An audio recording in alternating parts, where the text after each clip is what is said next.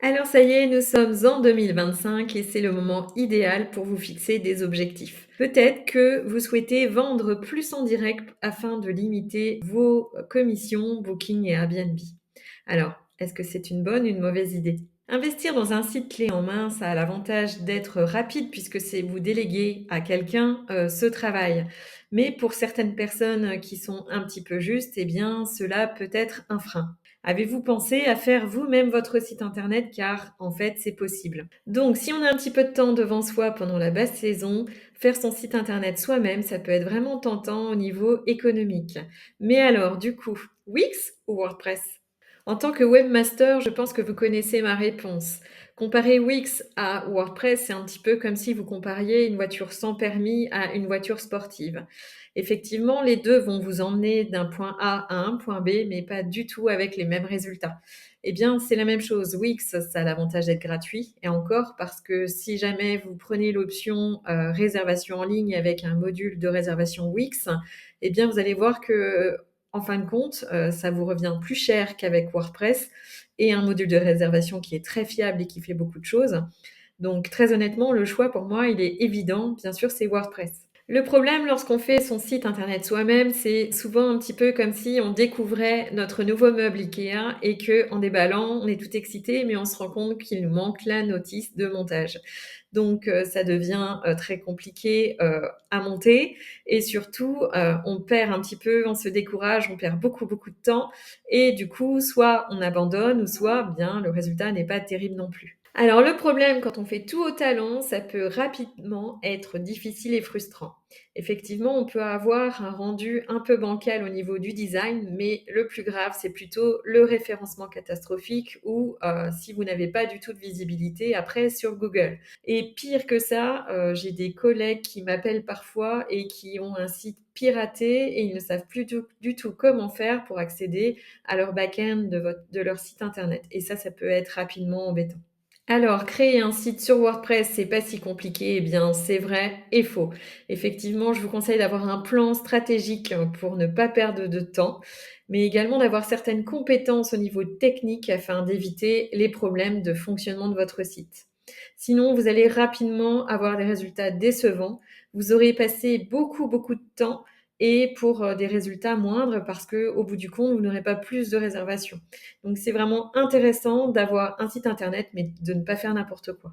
Alors imaginez 2025 avoir votre propre site web professionnel et performant avec une grande visibilité sur les réseaux mais également sur Google. Ça montrera votre image de marque et ça inspirera confiance à vos voyageurs. Et puis vous aurez un contrôle total sur vos réservations et sur le dépôt de garantie. Et du coup, bien, vous réduirez vos commissions sur Booking et Airbnb. Alors, pour ceux qui souhaiteraient quand même se débrouiller tout seuls, je vous donne quand même quelques petits tips pour 2025. Les erreurs courantes que je vois régulièrement sur les sites faits par les personnes elles-mêmes, c'est déjà très bien hein, de le faire soi-même, mais ce que je peux constater, et pour ça je vous encourage à aller voir hein, sur deux sites internet, tout d'abord, page Speed Insight. Vous connectez sur ce site internet, c'est gratuit et vous rentrez l'URL de votre site internet. Et là, vous allez voir le score de rapidité de chargement de votre site internet en version mobile. Car en 2025, Google va changer sa donne et va mettre encore plus d'importance au niveau de la rapidité pour mobile. Et à ce que je vois, il y a énormément de sites internet qui sont en dessous des 50 sur 100. Ce qui serait bien, c'est d'atteindre 60 au minimum sur 100. C'est déjà très très bien 60 sur 100. Si vous pouvez monter, c'est encore mieux, c'est même excellent. Donc faites vraiment le test, c'est vraiment important, sinon vous risquez de voir dégringoler votre SEO en 2025. Et c'est ça qui rend votre site internet responsive, c'est-à-dire adapté au site pour mobile. Je vous conseille également un autre site internet qui s'appelle Security Aider. Là, c'est pour vérifier si votre site est vraiment sécurisé au niveau du piratage informatique. Si vous obtenez la lettre F ou D, voire E, il va être urgent de sécuriser votre site internet. L'idéal, c'est A ou B. Vraiment, il faut viser ça pour vraiment dormir l'esprit tranquille. Et puis surtout, investissez dans des photos de qualité Pour cela, peut-être vous avez des connaissances parmi vous qui ont un appareil photo dont la photographie est leur loisir. N'hésitez pas à leur demander à les inviter dans votre hébergement. Il y a actuellement des smartphones qui prennent des photos de très très bonne qualité. N'hésitez pas à descendre l'objectif. On a tendance à prendre la photo au niveau de notre regard, donc quand même assez haut, entre 1,60 m et 1,80 m. Ce n'est pas le regard le plus joli pour un photographe. Il vaut mieux descendre votre appareil photo au niveau de votre nombril et vous verrez que le rendu de vos photos sera vraiment beaucoup mieux. Ensuite, bien sûr, tenez votre calendrier à jour. C'est très important pour éviter le surbooking sur Booking ou Airbnb. Donc, si on doit classer les bases d'un site efficace, ce sont en 1, le design qui doit être vraiment attrayant et c'est vraiment le premier aspect visuel que votre voyageur va découvrir et ce qui va lui donner envie de réserver chez vous. En 2, la navigation qui doit être intuitive. Cela doit être fluide au niveau du maillage interne. Également un contenu de qualité qui va plaire et à votre voyageur mais également aux moteurs de recherche et maintenant aux IA. Ensuite, bien sûr, il faudra utiliser des fonctionnalités essentielles comme la prise de contact rapide, envoyer un mail facilement, téléphoner avec un seul clic ou également, encore une fois, payer en ligne directement de manière simple. Pour moi, l'autonomie n'a pas de prix. Il est très important lorsqu'on a un site internet, même si on l'a fait réaliser par un webmaster, de savoir l'utiliser, de savoir le mettre à jour, de savoir écrire du contenu dessus.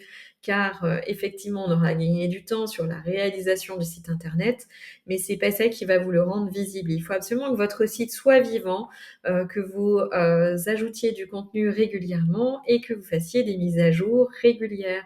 Des sauvegardes également. Et c'est face à ce besoin que, en tant que propriétaire, quand j'ai échangé sur les forums avec vous, eh bien, j'ai eu envie de créer cette formation Propriétaire 3.0 afin de vous guider dans un plan clair et efficace, mais également de vous mettre à disposition des outils vraiment efficaces pour gagner du temps et du coup assurer plus de locations. Ainsi, vous aurez un site performant, fiable et surtout optimisé pour votre SEO. Et c'est très important également de tenir une veille technologique pour continuer à vous former et à voir les nouveautés. Cette année, par exemple, j'ai utilisé un petit bouton flottant de WhatsApp et ça marche super bien sur les clients qui l'utilisent de plus en plus, surtout les clientèles étrangères. Donc, n'hésitez pas à continuer de vous former en continu. La technologie, c'est quelque chose qui revient sans arrêt. Et d'ailleurs, dans mes formations, j'essaye de suivre au mieux les tendances, même si ça va très très vite. De toute façon, dans les mois ou les semaines qui suivent la sortie, j'essaye de mettre à jour ces formations afin que vous soyez toujours au top. Alors, donc, vous aurez compris l'utilité d'une formation avec une experte qui est là pour vous aider à débloquer des blocages que vous pourriez rencontrer. Vous n'êtes pas tout seul, vous vous laissez guider, vous pouvez vous préparer un café et tous les jours un petit peu ou plusieurs fois par semaine, vous prenez un petit temps pour créer votre site internet de A à Z et petit à petit, comme un puzzle, eh bien, très rapidement, vous aurez un résultat, mais surtout, vous allez gagner votre autonomie totale et ça, pour moi, ça n'a pas de prix. En tout cas, dites-moi si vous avez un site internet, comment ça s'est passé pour vous? Comment s'est passée cette aventure? Est-ce que vous avez galéré? Est-ce que vous avez encore des choses à améliorer? Ou est-ce que c'est quelque chose où vous vous dites sans arrêt: «Ben, ouais, c'est vrai que ce serait bien que j'en ai un parce que Booking et Airbnb me coûtent tellement cher, mais flemme» ou alors, aussi, «J'ai peur de ne pas y arriver» et cetera.